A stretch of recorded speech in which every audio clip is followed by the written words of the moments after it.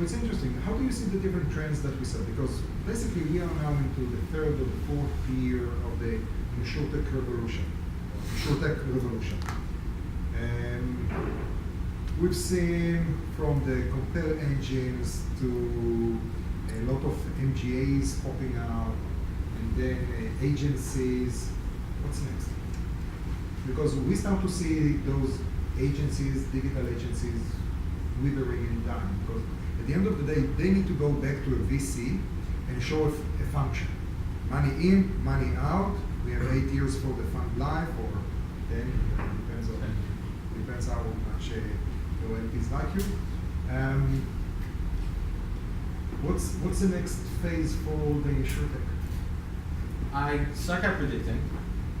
Okay, without confidence. Yeah, but I feel like if you look at what's happening is like if you look at the value chain of insurance all the way from distribution all the way back to how the assets are being managed, I feel like everything is slowly starting to go more and more into the back from the front. So that's something that I feel like has slowly happened over the past few years. Like 2 years ago, everyone would come out to us because a lot of the innovation is driven by corporate demand, right? It's like the people who actually buy the solution.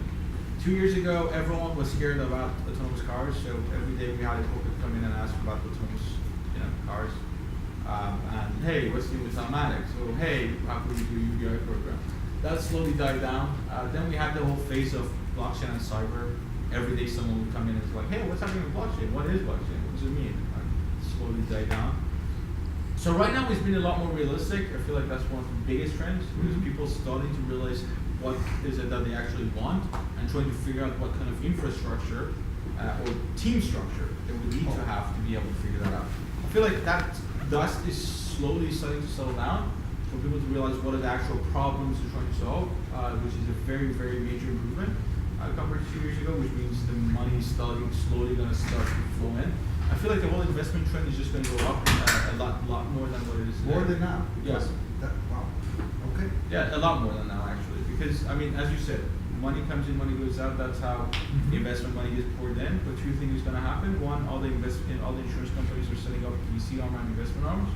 Yeah. The second part is that with corporates realizing how to actually work with startups, more money is going to come in, more actual revenue is going to come in.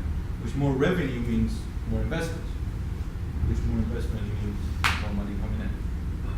Okay, so there are several things here. First of all, you have at this point 75 crystal balls, because you're working with 75 corporates, and you know what they're doing.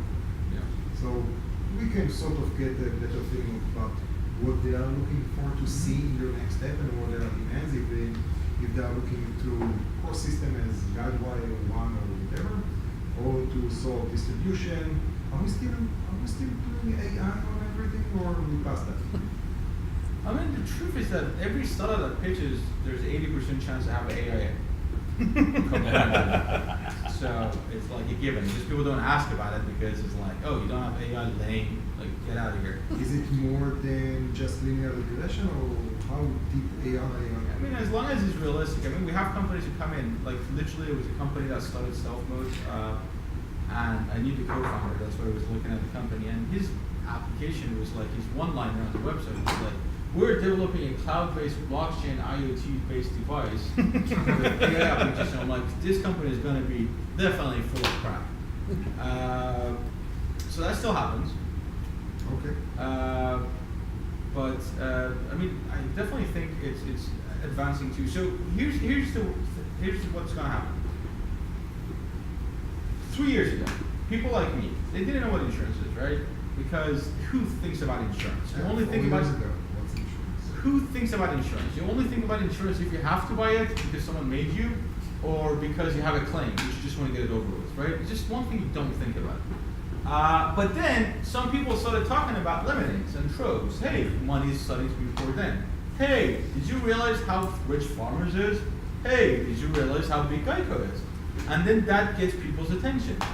If you're an AI engineer from Stanford and you graduate, you don't think about insurance as your first application. You think about mobility, or you think about travel, or you think about food, because they're fun. But once money comes in, more people are going to start looking at it. So what we think is going to happen and what is actually happening is that more talent is coming in. which with more talent means more actual AI applications and more things that actually do make sense. So I think we're definitely on a good path to see a lot better application of AI than a company who just does a linear regression and calls it AI. Yeah. Can you speak about some specific examples of functional AI that are impacting some of your startups or any company that are actual success cases? Yeah, I mean, data robot, I think they build a lot of models. Part of it is AI, part of it is just modeling. Sorry? 80 million? 110 last round. So before our program was 30 million, after that we raised 110. That's a good application. We're travel with people who started as data science applications in different industries. The insurance thing just blew off. They do anything from underwriting modeling to stress testing and everything else. They've been doing very well. They invested in another company again. A lot of the AI as a service kind of companies. We had Privateer work with Nationwide. Opal just got one of the big brokers just wanted to buy it actually. To companies who leverage AI for cyber insurance, which is a very hot topic. A lot of them are using different ways of using AI for risk modeling. But how deep are we getting into AI is a different question. Another good one actually is like a lot of the AI is right now we're using mobility space. A lot of the companies who went into the mobility space for use machine learning and vision processing realized it's very hard to make money in mobility, so we started putting out the data into insurance. Those are big applications. So if you look at Nexar and Auto and all these ones are the majority of the customers are insurance companies. So insurance is a fantastic business model. The law of large numbers allows you to do nothing for a long time and still make money. Where are you seeing your corporates actually buying stuff rather than just sort of checking the box to say I've investigated this stuff? Where's the action taking place versus just the talk? Are you talking about the service or across the startups that are coming through your channel? What sorts of ones are getting traction from your corporates rather than that are just sort of there for the prom? Yeah. One thing you mentioned is something in my head. Every time I think about insurance, I think about casinos, right? As you said, one simple rule that I have about insurance is that if you can't afford the loss, never buy insurance. You have much better odds playing blackjack than actually buying like watch insurance with a loss ratio of 20%. That's one of the reasons I love this game industry. So one thing that everyone needs to realize is this industry is in this space, InsurTech, is in a transition period. That means it's very chaotic, it's very messy, it's very muddy, and what that means is the patterns are not shaped as much as they should at this point.